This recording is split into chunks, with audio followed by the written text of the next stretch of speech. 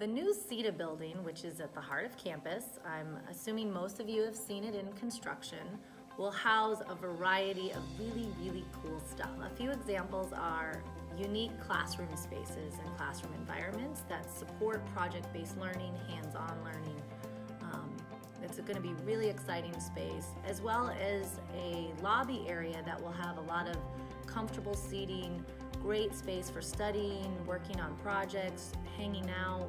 It'll be a very welcoming environment, and all campus students are welcome to come and enjoy that space. In the new CETA building, we'll have a lot of opportunity for interdisciplinary projects to take place. Some examples are more 3D printing, so we'll have a lot of unique 3D printing options. We'll also have a mini makerspace ourselves, so we'll be an extension of the library makerspace with maybe some more sophisticated equipment. So anyway, we're gonna have a lot of opportunities in the new CETA building, and I'm really excited for all of campus to explore and enjoy and imagine and create new things within the space.